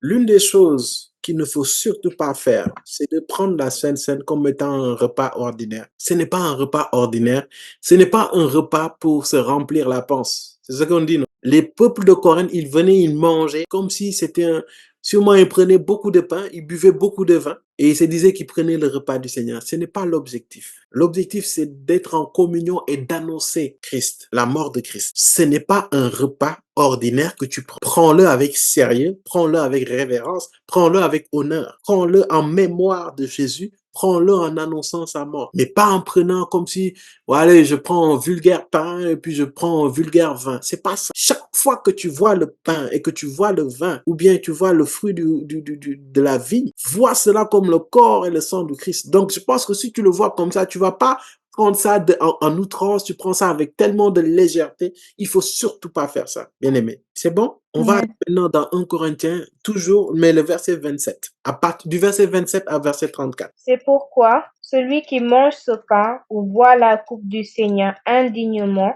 sera coupable envers le corps et le sang du Seigneur. Que chacun donc s'examine lui-même et qu'ainsi il mange du pain et boive de la coupe. L'autre chose, c'est ne surtout pas prendre ce repas, manger, prendre la Sainte Seine indignement. Maintenant, c'est quoi indignement? C'est quoi indignement? Paul donne la réponse juste après. Il dit que chacun donc s'examine lui-même et qu'ainsi il mange du pain et boive de la coupe. Deux, ce n'est pas le boire indignement. Tu l'as noté, j'espère. La chose à ne pas faire, c'est de boire ça indignement. Tu peux noter aussi la troisième chose. C'est que quand tu prends la Sainte Seine, tu prends et le corps et le sang. Tu prends et le pain et le vin et ou le fruit de la vie. Et le pain et le vin. Pas seulement le pain. Tu prends les deux. Le Seigneur Jésus-Christ a pris les deux. Pourquoi tu prends un seul? Après, je vais te donner les répercussions. Maintenant, on revient sur le indignement. Quand on parle de indignement, en fait, il dit que chacun donc s'examine lui-même. Donc, il faut que tu t'examines toi-même. On est d'accord. Personne n'est digne. OK. Mais quand même, quand tu t'examines, tu reconnais que tu n'es pas digne. Tu reconnais que tu as parfois des manquements. Tu reconnais parfois qu'il y a du chemin, en fait. Tu le reconnais et puis tu prends. Mais ne viens pas. Allez, je viens. Sûrement, tu es allé, excuse-moi du mot, tu as gueulé sur quelqu'un. Tu finis, tu viens dans la colère. Hein? Tu viens, tu prends ça de manière indigne, quoi. Sans t'examiner, en fait. Tu dis, Seigneur, j'ai péché, j'ai engueulé quelqu'un, j'ai pas gardé ma colère. Ça, c'est un exemple, hein. Mais examine-toi. Quelqu'un me demande si c'est se repentir. Si tu peux te repentir, repens-toi. Il dit, Seigneur, franchement, voilà, c'est une grâce. C'est une grâce. Je suis conscient.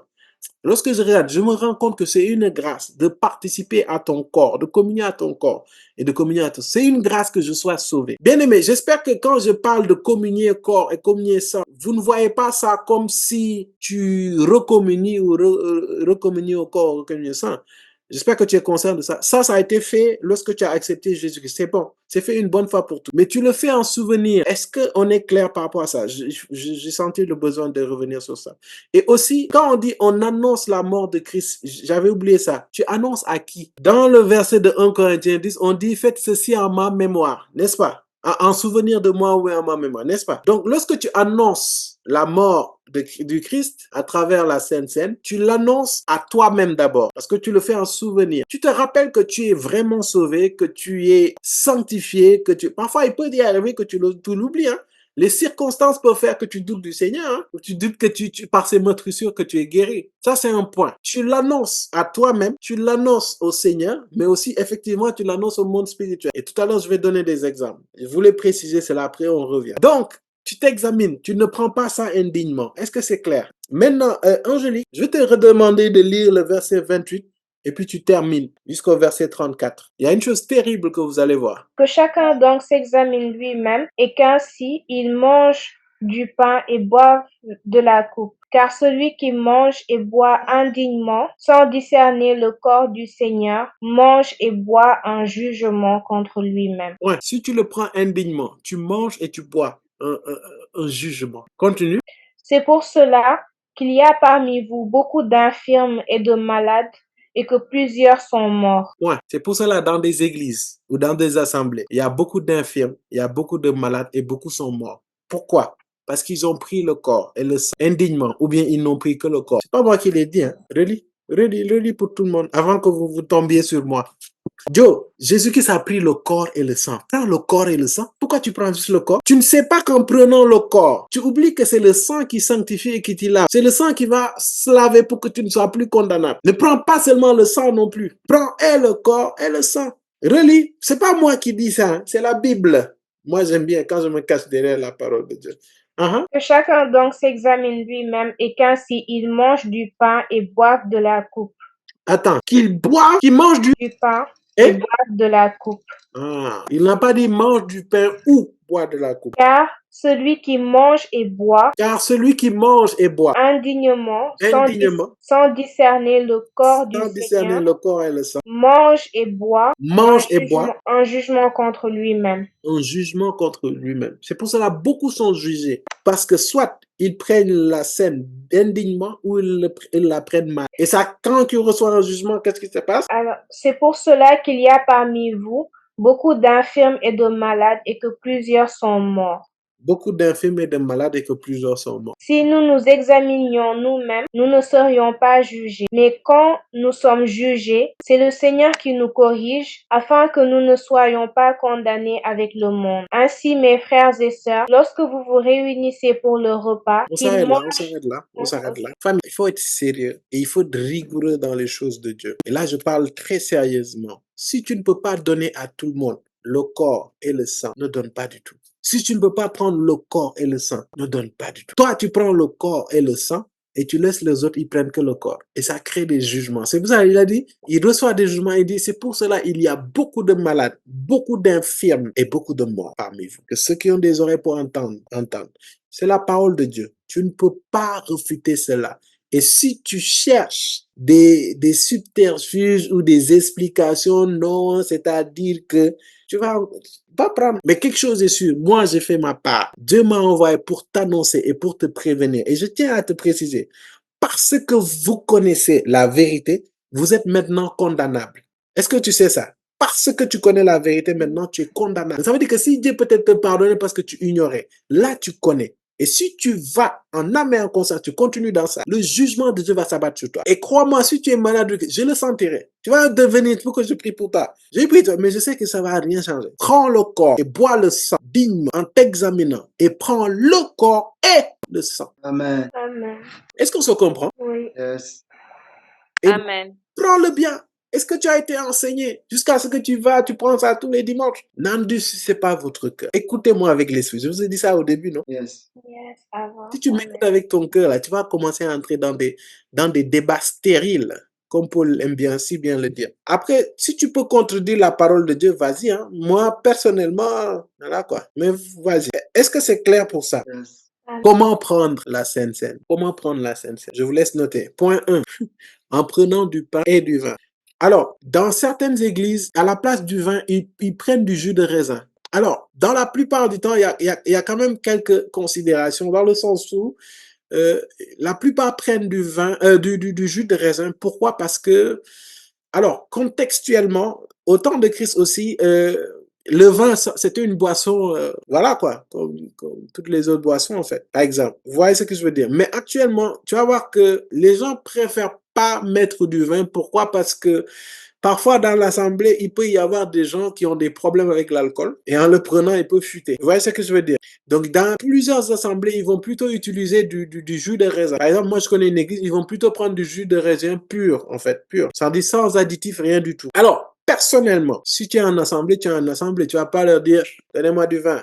Ils vont prendre du jus de raisin, voilà. Mais si vous le pouvez et si vous n'avez pas de problème avec l'alcool, moi je vous exhorte chez vous par exemple de prendre du vin rouge, bien sûr. C'est clair? Voilà. Amen. On continue. On le prend en souvenir de Christ ou en mémoire de Christ, selon les versets que je vais donner en Corinthiens et Luc même, en communion avec le corps et le sang et en annonçant la mort et la résurrection de Christ.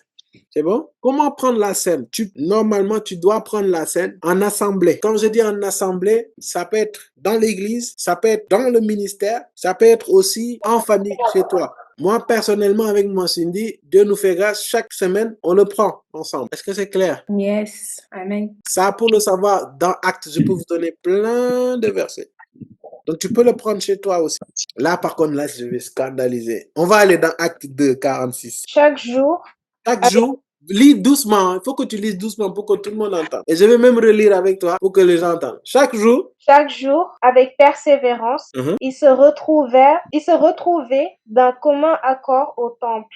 Ils rompaient le pain dans les maisons et ils prenaient leur nourriture avec joie et simplicité de cœur. Est-ce que tu pourrais, avec plus d'insistance dans la partie qui nous intéresse? Chaque jour, avec persévérance, ils se retrouvaient Attends. Déjà, il prenait ça quand? chaque jour. Donc, tu peux prendre régulièrement la Sainte Seine. C'est pas que le dimanche que tu dois prendre ça. Chaque jour, avec persévérance, ils se retrouvaient d'un commun accord au temple. Au temple, ça peut représenter l'église. Ok? Ils rompaient le pain dans les maisons. Ils rompaient le pain où? Dans les maisons. Ok, dans les maisons. Et ils prenaient leur nourriture avec joie et simplicité de cœur. Ils prenaient leur nourriture avec joie et avec simplicité de cœur. Dans Acte 20, verset 11, tu peux le prendre aussi seul. Et puis, si tu es seul chez toi, bah écoute, si tu veux le prendre, tu peux prendre seul. Est-ce qu'on peut lire un passage de Acte 2, verset 46? Tu peux le prendre seul, tu sais. Hein? Par exemple, moi, souvent quand je jeûne, je peux couper le jeûne avec la Sainte Seine. Et après, je mange. Ok? Amen. Acte 20, 11. Il y a quelque chose de très bizarre qui s'est passé. Très, très, très bizarre. C'est pour vous montrer comment la Sainte Seine est puissante, mystérieuse et mystique même. C'est spirituel, c'est hautement spirituel. C'est pas des blagues. Si l'église primitive persévérait dans l'enseignement des apôtres, imaginez comment c'est important. La communion fraternelle, la fraction du pain et la prière. Il y a des choses spirituelles qui se passent. Allez, on lit. Vous connaissez toute cette histoire, mais je vais vous faire lire cette histoire aussi d'une autre manière que vous ne l'avez jamais vue. Acte 20 au verset 11. Ensuite, il est remonté, a rompu le pain et a mangé. Non, vas-y, verset 10, pardon. Là, c'est Étichus, hein, qui était à la fenêtre et qui est tombé. Vous connaissez l'histoire. Relis. Mais Paul est descendu, s'est penché sur lui et l'a pris dans ses bras en disant, ne vous inquiétez pas, car son âme est en lui. Ensuite, il est remonté, a rompu le pain et a mangé. Non, attends. Tu sais quoi? On va lire à partir du verset 7 pour que tout le monde voit le contexte. On va parler clairement et bien. Le dimanche, nous Mhm, étions réunis pour rompre le pain. mhm, Comme il devait partir le lendemain, mhm. Paul s'entretenait avec les disciples et il a prolongé son discours jusqu'à minuit. Pause. Donc, ça veut dire qu'ils ont rompu le pain et après, ils ont prolongé. Est-ce qu'on est d'accord par rapport à ça? Hmm? Yes. Relis. Dimanche, nous Mhm, étions réunis pour rompre le pain. mhm. Comme il devait partir le lendemain, Paul s'entretenait avec les disciples et il a prolongé son discours jusqu'à minuit. OK. Il y avait beaucoup de lampes dans Mhm, la chambre à mhm, l'étage où nous étions rassemblés. Or, un jeune homme du nom de Tichus mhm. était assis sur le bord de la fenêtre. Et esprit de Tichus, les membres de Jésus m'ont refusé au nom de Jésus. Amen. Amen. Il y a beaucoup Amen. d'artistes ici. C'est-à-dire, on prêche, on enseigne la parole. Ils sont à la fenêtre. C'est-à-dire, ils dorment. Il y a des révélations, des délivrances qui se font à travers ces révélations, mais ils dorment. Et ce qui est fatal, c'est qu'à force de mépriser les paroles que Dieu t'envoie, tu vas tomber et tu vas mourir. Mais je prie que cela ne soit pas ton partage au nom de Jésus. Amen. Amen. Continuons. Il s'est profondément endormi pendant le long discours de Paul et C'est-à-dire, il ne dormait pas, hein. Il s'est profondément endormi. Vous voyez, le problème de Eutychus, c'est quoi? Il était dans une posture dangereuse, mais parce qu'il était profondément endormi, il ne s'est pas rendu compte de ça. Et beaucoup de chrétiens sont comme ça. Ils ne se rendent pas compte qu'ils sont dans une posture très dangereuse. C'est-à-dire, ils ont un pied dedans et un pied dehors. Je parle à plusieurs ici. Tu ne veux pas te décider de marcher sérieusement avec le Seigneur. Un jour, tu marches avec le Seigneur, un autre jour, c'est comme si c'est pas toi. Un jour, tu prends des décisions, un jour, un pied dedans, un pied dehors. Je parle à plusieurs personnes ici. Tu t'étais engagé avec le Seigneur, d'un coup, tu recules, tu prends des reculs. Non, et c'est-à-dire que parce que tu veux être complaisant, tu veux pas te faire juger, tu veux pas te faire persécuter, tu préfères rester dans les cadres, hein, tu veux faire plaisir aux gens et tu ne comprends pas que tu as un pied dedans, dans la pièce et un autre pied dehors. Et quand on parle du dedans, c'est de l'église. Quand je dis l'église, c'est pas l'église, le bâtiment. Tu es dans le monde et tu es avec le Seigneur. Et ça fait que tu vas t'endormir profondément et ça va te poursuivre à ta perte. On continue. Alors, il s'est profondément endormi pendant le long discours de Paul et entraîné par le sommeil, il est tombé du 3e étage. Quand on a cherché à le relever, il était mort. Pause. Donc Eutychus, il est tombé du 3e étage, il est mort. Hein? Yes. Mm. Yes. On continue. Mais Paul est descendu, s'est penché sur lui et l'a pris dans ses bras en disant, « Ne vous inquiétez pas, car son âme est en lui. » Ensuite, il est remonté, a rompu le pain et a mangé. Il a poursuivi ses entretiens jusqu'à l'aube, puis il est parti. Le jeune homme a été ramené vivant à leur grande consolation. Mais il y a quelque chose de terrible qui s'est passé ici. Paul prêche. Eutychus tombe du 3e étage. Il était mort. Paul dit non, ne vous inquiétez pas, son âme est encore là. Le gars, on a dit qu'il est mort, il dit son âme est encore là. Paul n'a rien dit. Tu sais ce qu'il a fait? Il l'a pris. Il est monté. Il a fait quoi? Il a rompu le pain. Il a continué. Et le jeune homme a ressuscité. J'ai dit, mais attends, où est le rapport entre rompre le pain? En deux termes, la Sainte Seine qu'il avait déjà pris et il l'a repris. Et il l'a pris seul. Petite parenthèse, tu peux le prendre seul. N'est-ce pas? Il a dit il. Il n'a pas dit ils ont rompu le pain. Il rompit le pain, après il continue. N'est-ce pas? Yes. En d'autres termes, il a pris la scène. Mais où était le garçon? Où était le garçon? C'est une question. Lisez vos Bibles, vous l'avez sous vos yeux. Dans ses bras. L'enfant est mort. Paul a pris l'enfant. Il est monté. On va y aller chronologiquement. Il s'est assis. Il a mis l'enfant dans ses bras. Il a rompu le pain. Il a continué à prêcher. Il a fini, il est parti. L'enfant est ressuscité. Pourquoi il a rompu le pain? On va naviguer pour une dernière fois. Allons dans Jean 6, versets 35 à 40 d'abord. Jésus leur dit, c'est moi qui suis le pain de la vie. Hein? C'est moi qui suis quoi? Le pain de la vie. D'accord, continue. Celui qui vient à moi n'aura Celui jamais qui vient faim. quoi? À moi Uh-huh. n'aura jamais faim. Et celui qui croit en moi n'aura jamais soif. Mais je vous l'ai dit, vous m'avez vu et pourtant vous ne croyez pas. Tout ce que le Père me donne viendront à moi et je ne mettrai pas dehors celui qui vient à moi. En effet, je suis descendu du ciel pour faire non pas ma volonté, mais celle de celui qui m'a envoyé. Or, la volonté du Père qui m'a envoyé, c'est que je ne perde aucun de tous ceux qu'il m'a donnés, mais que je les ressuscite le dernier jour. En effet, la volonté de mon Père, c'est que toute personne qui voit le Fils et croit en lui et la vie éternelle. Et moi, je la ressusciterai le dernier jour. Donc là, le Seigneur Jésus parlait. Ne vous inquiétez pas. Je sais que déjà, vous avez un début de message. Il est le pain de la vie. Et c'est la vie Zoé, hein? Petite parenthèse. Mais là, le contexte, c'est que le Seigneur Jésus parlait aux Juifs. Il leur disait, les gars, je suis le pain de la vie. Et il va vraiment les choquer. Maintenant, on va aller au verset 52. Là, on va beaucoup lire, hein? Mais après, je vais tout recondenser. On donne le point final. Uh-huh. Là-dessus, les Juifs se mirent à discuter vivement entre eux, disant, comment peut-il nous donner son corps à manger? Vous savez, le Seigneur Jésus, excusez-moi, mais il était bizarre. Il était bizarre. Ça, c'est comme si moi je c'est comme si moi je viens, moi Thierry, et puis je dis, je suis le pain de vie. Moi Thierry, je suis le pain de vie. Si vous mangez de mon corps, vous allez me traiter de fou. Imagine, devant les gens. Donc les gars, Jésus a dit ça, je dis, mais attends, lui il est bizarre. Comment peut-il donner son corps pour qu'on le mange? C'est un cannibale. Continuons. Jésus leur dit, en vérité, je vous le dis, si vous ne mangez pas le corps du Fils de l'homme et si vous ne buvez pas son sang, vous n'avez pas la vie en vous-même. Aïe. En d'autres termes, si tu manges le corps et bois le sang, tu as la vie en toi-même. Et on ne donne que ce que l'on a reçu. En d'autres termes, lorsque Reçu. Paul a rompu le pain, spirituellement, il venait de proclamer quelque chose. Il dit, en fait, dans le monde spirituel, écoutez-moi. Moi, je ne vais pas venir ici prêcher, annoncer la parole, et puis les démons vont endormir ce gosse-là pour essayer de me couper, pour empêcher que ces gens-là puissent être délivrés. Et puis, j'ai pas votre temps, en fait. Il faut que je libère le message que je devais libérer au peuple.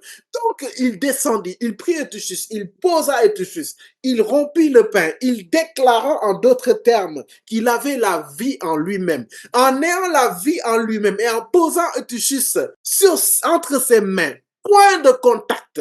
Autant qu'une personne peut imposer les mains à quelqu'un et la personne est guérie. À ce moment-là, Paul met Eutychus entre ses mains qui sont pleines de vie. Et cet homme ressuscita. Amen. Amen. Pause, on va s'arrêter là. Maintenant, on continue. Mais parlons franchement, sérieusement du Seigneur Jésus quand même. Notre Dieu quand même, comme les Ivoiriens aiment bien dit, il a comportement. Il dit, prenez mon corps. Les Juifs disent, mais comment?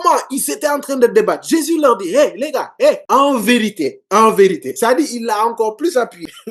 Je vous le dis, si vous ne mangez pas le corps du Fils de l'homme et si vous ne buvez pas son sang, vous n'avez pas la vie en vous-même. Il le disait spirituellement, mais aussi il le disait à travers la. Je continue pour vous, pour aller plus vite. Celui qui mange mon corps et qui boit mon sang a la vie éternelle. Et moi, je le ressusciterai le dernier jour. En effet, mon corps est vraiment une nourriture et mon sang est vraiment une boisson. Jésus. On continue. Celui qui mange mon corps et qui boit mon sang demeure en moi et moi je demeure en lui. Vous vous rappelez? Communion. On continue.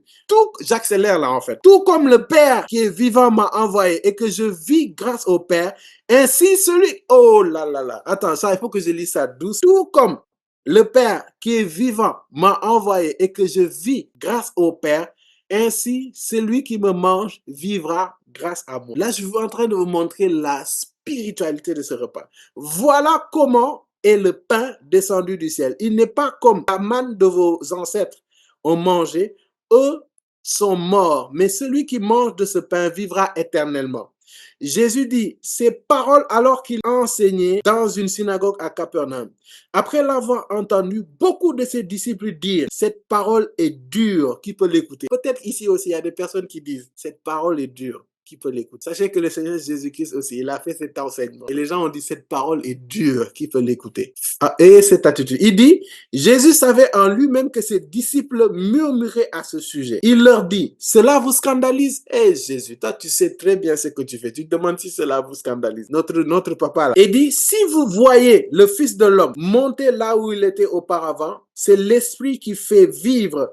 L'homme n'arrive à rien. Donc, ils veulent leur faire comprendre qu'il c'était spirituel. L'homme n'arrive à rien. Les paroles que je vous dis sont esprit et vie. Moi aussi, bien-aimé, GMR, les paroles que je vous dis sont esprit et vie. Donc, Amen. écoutez-les en esprit et vie. Yes. Après, il dit, mais il y en a parmi vous quelques-uns qui ne croient pas. En effet, Jésus savait dès le début qui étaient ceux qui ne croyaient pas et qui était celui qui le trahirait. Il ajouta, voilà comment je vous ai dit que personne ne peut venir à moi, à moins que cela ne lui soit donné par mon Père. Dès ce moment, beaucoup de ses disciples se retirèrent et arrêtèrent de marcher avec lui. Cet enseignement d'aujourd'hui est prophétique. On continue. Jésus dit alors aux 12, et vous, ne voulez-vous pas aussi vous en aller? Et je vais vous demander, et vous, ne voulez-vous pas vous en aller après avoir écouté cet enseignement? Et ils ont répondu d'une manière. Ils ont dit, Seigneur, à qui irions-nous? Tu as les paroles de la vie éternelle. Et nous croyons et nous savons que tu es le Messie, le Fils du Dieu vivant. Jésus leur répondit, n'est-ce pas moi qui vous ai choisi,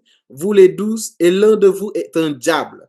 Il parlait de Judas l'Iscariote, fils de Simon, car lui qui allait le trahir, lui, l'un des 12. Ouais. Est-ce que maintenant vous avez les points sur comment prendre la Sainte Seine? Pain et vin en communion, annonçant la mort de Christ en sa mémoire, en assemblée ou seul à la maison, avec vraiment du pain et du vin et avec justement en s'examinant, en le prenant dignement. Et une dernière alerte, c'est parce que vous connaissez la vérité, vous êtes maintenant condamnable. Et sincèrement, c'est un repas, justement, je vais revenir sur ça, c'est un repas qui n'est pas naturel et qu'il ne faut pas prendre naturellement. Et lorsqu'il s'agit du pain, il faut pas prendre le pain normal. Symboliquement, vu que le Seigneur Jésus n'a jamais péché, le pain ne doit pas avoir de levain parce que le levain représente le péché. Donc quand vous prenez le pain, prenez du pain sans levain parce que le levain représente le péché en fait. Donc, vous pouvez en trouver un. Par contre, le pain arabe, il y a du levain. Hein. Ne tombez pas dans le piège. Le pain arabe, il y a du levain.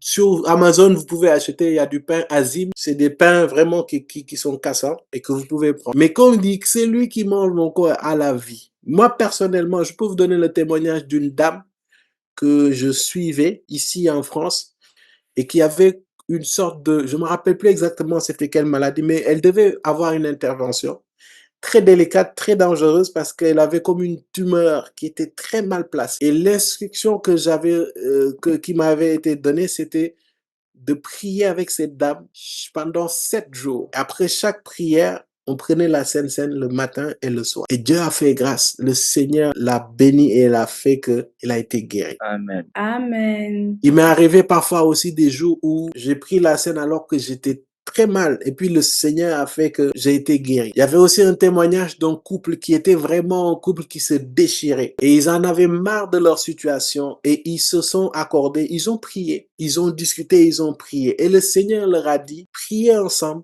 et prenez la Sainte Seine. Ils savaient pas qu'en fait en prenant la Sainte Seine, ils prenaient communion au corps du Christ. Et en prenant le corps de Christ aussi, ils déclaraient leur communion avec les deux dans le corps de Christ en fait.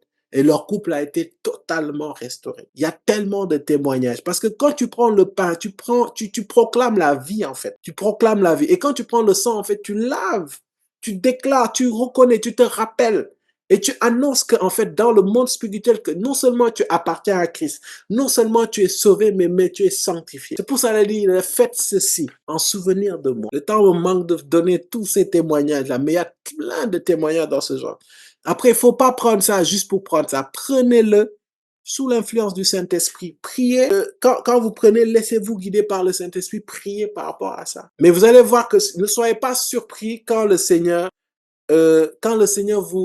comment dire, quand le Seigneur vous invite à le faire, ne soyez pas surpris. Le Seigneur peut vous donner des instructions pour que vous puissiez le prendre. Mais dans tous les cas, tenez-les par rapport au point que je vous ai donné et avec respect.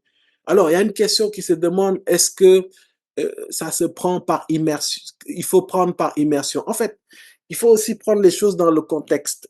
Il y a des églises, la plupart des églises, ils vont quand même proposer cette condition qu'il faut être baptisé par immersion pour prendre la Sainte Seine. En fait, pourquoi? C'est que en fait, en te baptisant par immersion, en fait, tu déclares, tu témoignes devant tout le monde que tu appartiens à Christ et que tu appartiens à la famille de Dieu, n'est-ce pas? On est d'accord. Et que voilà, le vieil homme est mort par l'ensevelissement et que tu deviens une nouvelle créature. Donc, tu vas voir que les gens qui vont jusqu'à poser cet acte du baptême, en fait, ça, quand même, ça rassure dans le sens où ils sont conscients de qui ils sont en Christ. C'est pour cela, dans la plupart du temps, ils vont donner cette condition d'être d'abord baptisé par immersion pour prendre ça. Mais la première condition, la condition sine qua non, c'est quoi?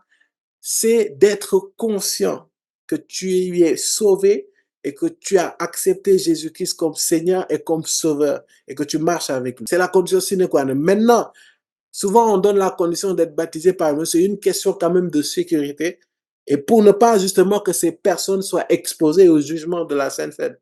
Mais tu peux le prendre sans forcément être baptisé par immersion. Mais ne le prends pas indignement. J'espère que j'ai répondu à la question. Est-ce que c'est clair? Amen? Amen. Gloire à Dieu. Vraiment, je bénis le Seigneur pour ce temps. Et là, maintenant, on va prier. En priant, vraiment, on va demander au Seigneur de nous rendre conscients de l'œuvre de la croix, de l'œuvre de son sacrifice. Parfois, on ne perçoit pas, on ne comprend pas vraiment ce qui a été fait, en fait, dans le spirituel et dans nos vies. Parfois, on a besoin d'être convaincu, d'avoir cette ferme assurance que Jésus-Christ est mort et ressuscité pour que toi et moi, que nous puissions être sauvés. Et que le séjour des morts, en fait, ne prévaudra point sur nous. Est-ce que je parle à quelqu'un? Amen. Amen. C'est pour cela, nous allons élever la voix. Et je vais inviter Sister Elisa, si elle peut, vraiment tomber ce chant de « Il y a de la puissance dans le sang de Jésus ». On va prier et prier pour le peuple.